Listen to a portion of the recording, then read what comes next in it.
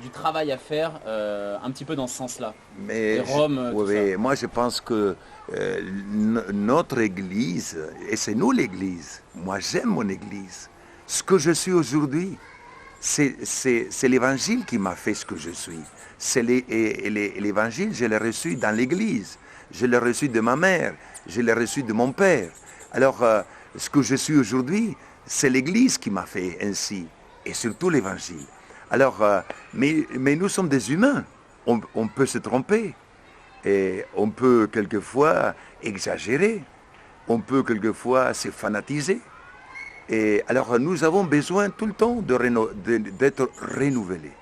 On doit se renouveler, on doit se convertir. C'est pour cela que nous avons tous les ans deux temps forts dans l'Église, soit l'avant, hein, pour, pour accueillir Jésus qui vient, qui va naître Dieu avec nous, au milieu des hommes. On se prépare à recevoir Jésus. Et le temps de carême, où aussi on revient sur soi-même, on veut se convertir davantage, se renouveler pour être plus sincère dans notre vie, être plus sincère, plus honnête, plus transparent. Parce que l'évangile, la parole de Jésus n'a peur de rien, n'a peur de rien. Parce que c'est la parole de Dieu, une parole de vie. Alors, nous sommes des humains, nous avons créé, après les apôtres, c'est l'Église qui est née. Hein. Jésus a prêché le royaume de Dieu, et c'est l'Église qui est née. Alors, maintenant, c'est à nous de donner à notre Église, à notre mère, l'Église, un visage qui puisse parler à toutes les générations et ne pas figer notre message dans aucun siècle de l'histoire de l'Église, que je respecte beaucoup. Je respecte tous ceux qui m'ont précédé dans la foi et que je dis bravo. Merci d'avoir persévéré parce qu'à cause de vous, nous, aujourd'hui, nous avons pu aussi bénéficier de la foi que vous avez témoignée. Mais je leur demande, vous voyez que le monde évolue, vous voyez que le monde progresse dans tous les sens. Alors laissez-nous aussi faire travailler l'esprit que Dieu nous a donné aujourd'hui, face à la réalité d'aujourd'hui, face aux problèmes d'aujourd'hui, qui n'a jamais existé avant, et qui nous laisse aussi chercher la réponse de Dieu, la réponse de l'esprit de Jésus, de l'esprit de l'Évangile pour les jeunes d'aujourd'hui, pour les hommes d'aujourd'hui. Alors, et là, bien sûr, ça ne va pas sans risque non plus. Mais c'est pour cela que nous sommes en Église. On peut se corriger fraternellement. On peut s'entraider quand on voit interpeller quelqu'un. Dit, mais tu ne penses pas qu'il va trop loin? Comment tu expliques ces gestes que tu fais, ces paroles que tu dis, hein? S'il y a une vraie sens de la recherche, de la vérité, on ne pourra jamais se séparer. On restera toujours ensemble. Mais alors, parce que par exemple, j'en discutais avec le nonce et je lui disais, mais est-ce que vous ne pensez pas que l'Église d'Occident a beaucoup à apprendre des églises africaines, même si elles sont jeunes, même s'il y a plein de défauts, il y a quand même plein de choses. Bon, quand on voit votre messe, là c'est le paroxysme de l'exultation de joie. Mais voilà, des fois on va à la messe en France, les gens font ça, enfin voilà, ça fait déjà les messes se vident, on se demande pourquoi. Voilà. Qu'est-ce que vous auriez à dire, vous, aux églises d'Occident, aux chrétiens d'Occident, qui sont peut-être parfois détachés justement de cette réalité bien terrestre? Moi, je dis à toutes les églises d'Occident, d'Europe, d'Orient, qui étaient tellement persécutées dans leur histoire. Hein. Je dis seulement, grâce à Dieu que vous avez persévéré. Mais maintenant, l'Esprit de Jésus, l'Esprit de Dieu, il est partout. Il n'est pas confisqué par aucune église. Par aucune église. L'Esprit de Dieu est tellement libre qu'il souffle partout. Hein? Il souffle dans toutes les bonnes volontés. Alors, je dirais seulement, réveillons-nous, soyez vous-même, les églises d'Occident, vous, avec tant de richesses, parce que moi aussi, j'ai mes sources Ma foi a aussi ses sources dans l'église d'Europe, en Slovénie. Hein. Et Dieu seul sait comment mon père et ma mère étaient des croyants. À cause de leur foi, ils ont tout laissé. Ils sont partis dans un autre pays, commencé à zéro, sans rien, à cause de la foi. Alors moi, j'aime mon église, j'aime la foi, j'aime cet héritage que j'ai reçu de mes parents. Mais aujourd'hui, je vis à Madagascar. Je suis né en Argentine. Et entre le monde slave et le monde argentin, latino-américain, il y a déjà un abîme entre les deux mentalités et civilisations. Je viens à Madagascar, un autre abîme que j'ai dû me imprégner ou j'ai dû plonger pour pouvoir parler, pour pouvoir réveiller un peu mes frères, à les attirer à l'évangile, n'est-ce pas? Alors justement ça, est-ce que selon vous, qui êtes bien implanté ici, l'évangile est universel? Bien sûr, bien sûr, bien sûr. Ça, je ne doute pas. L'évangile est universel, mais l'amour de Dieu est universel. La grâce de Dieu est universelle. Tout est universel. Hein? Alors, mais seulement à chaque pays, à chaque culture, ses propres particularités. Et on ne peut pas, un Européen ne peut pas prétendre que l'expression de la foi pour être vraie, doit être vécue et exprimée avec les gestes de l'Europe, de la France, ou de l'Allemagne, ou de l'Italie, ou de l'Espagne, hein, ou la Slovénie, ou la Pologne. Hein. Chaque pays a sa culture. Alors, faisons confiance aux autres cultures, en Afrique, à Madagascar, en Asie, en Amérique latine, parce que c'est la richesse. C'est ça la vraie richesse de notre Église. Hein.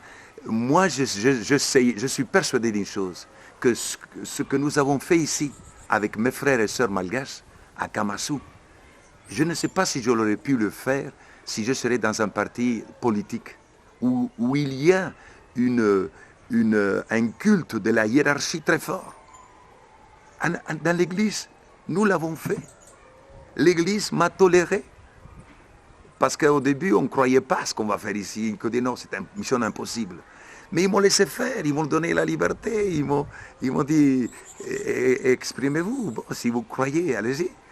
Alors, je suis sûr qu'ailleurs, j'aurais peut-être pas pu le faire. On l'a fait dans l'Église. C'est pour cela que j'aime mon Église. Et si quelquefois, on est quelquefois un peu critique, c'est parce qu'on l'aime. C'est parce que je suis dedans. Et que je ne voudrais pas qu'on s'endort, qu'on tous on s'endort, et que les gens de notre temps, les hommes et les femmes qui sont autour de nous, qui ne puissent rien recevoir de notre Église parce que, soi-disant fermée, soi-disant intolérante, soi-disant, comment dire, où il a mis de murs de séparation. L'Église n'a pas de murs de séparation. Moi, j'aime beaucoup les catéchèses du Paul de Benoît XVI. Les catéchèses de Benoît XVI, j'aime bien parce qu'ils sont très universels. Maintenant, à chacun de les appliquer là où il vit, dans la culture où il vit, avec le peuple avec lequel il vit, avec leur mentalité, leurs gestes, leur folklore. Parce que Dieu n'est étranger nulle part. Dieu n'est pas étranger dans aucune culture, dans aucune. Alors, essayons de le chercher. Essayons de le chercher dans chaque culture. Il y a des sémences de Dieu, des étincelles divines qu'il faut découvrir et qu'il faut les ramener du fond du cœur, les ramener dans leur lieu de vie quotidien. Hein? Et c'est quoi l'évangile? C'est respecter l'autre, c'est aider l'autre, c'est être frère de l'autre, c'est partager avec l'autre, c'est aimer l'autre. Eh bien, à la fin, c'est donner sa vie pour l'autre. C'est loin, hein, c'est fort. Mais c'est ça l'évangile, hein, c'est ça l'évangile. Et alors, cette richesse, on ne peut pas et on ne doit pas l'enfermer, la clôturer dans un enclos. C'est pas possible, c'est pas possible. Alors, c'est pour ça que laissons, ouvrons les portes, comme il disait Jean-Paul II, n'ayons pas peur. Ouvrez les cœurs, ouvrez les portes au Christ. Hein? Chaque église en Europe, il faut que les gens reviennent en Europe, mais mettons un peu de joie. Laissons les enfants venir vers l'autel. La liturgie, c'est l'expression de la foi. La liturgie, ce n'est pas un ensemble de rites et de cultes. Non, la liturgie, la vraie liturgie, c'est la vie de Dieu dans les hommes d'aujourd'hui. C'est la vie des hommes d'aujourd'hui dans la vie de Dieu. Et on célèbre ça dans une église, dans les jours de dimanche, jour du Seigneur. Alors, quand nous allons célébrer avec joie ces jours du Seigneur, soyez sûrs que beaucoup de nos frères qui nous ont quittés vont revenir. Je suis sûr. Parce qu'ici à Kamassou, des athées sont venus. Après la messe, il y a des gens qui m'ont pris, ils m'ont secoué les épaules et dit, Père, je dis, qu'est-ce qui se passe? Qu'est-ce que vous allez faire de moi? Mais il dit, je suis un athée, mais aujourd'hui, quelque chose m'est arrivé. Je dis, arrangez cela avec celui qui est en haut, pas avec moi, je dis. Mais pourquoi? Parce qu'il a aussi une étincelle divine en lui. Il y a aussi un écho de Dieu dans son cœur et qu'il a senti là, au milieu des plus pauvres. Au milieu des enfants pauvres, des familles pauvres, voilà, il a senti cet écho à la voix de Dieu. Hein? Il est revenu plus tard, 2 ans plus tard, il dit, je suis toujours athée, mais différent. Hein? Mais différent, voilà.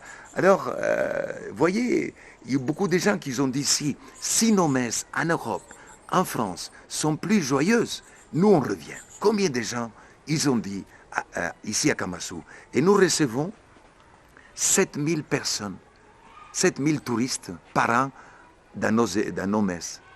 7000. Ils ne vont pas dans l'église riche, ils ne vont pas dans les églises où il y a de belles chorales. Non, ils viennent ici, où c'est une assemblée, où l'église est l'assemblée qui est là. C'est le peuple de Dieu, le peuple de Dieu. Alors, et nous, les prêtres, les évêques, avec notre Saint-Père, nous sommes à leur service. Nous sommes à leur service. À l'écoute de ce peuple qui a soif de Dieu, qui a soif d'amour, qui a soif de justice, qui a soif de fraternité, qui a soif de tout ce qui est beau, de tout ce qui est beau. Hein? Alors voilà, on est tellement petite face à cette tâche aujourd'hui, hein, mais pas impossible, pas impossible. Mais il nous faut davantage d'humilité, de simplicité, et nous risquer. Hein?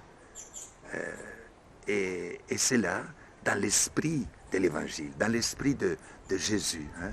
Quand on veut être dans l'esprit de Jésus, on ne peut pas se tromper. Parce que si on se trompe, on va aussi reconnaître, oui, je me suis trompé, excusez-moi. Quand on est trop sûr de soi-même, on dit non, je ne me trompe pas. On ne peut pas jamais être tellement sûr de soi-même. On ne peut être sûr que de l'amour de Dieu et de la miséricorde de Dieu, du pardon de Dieu.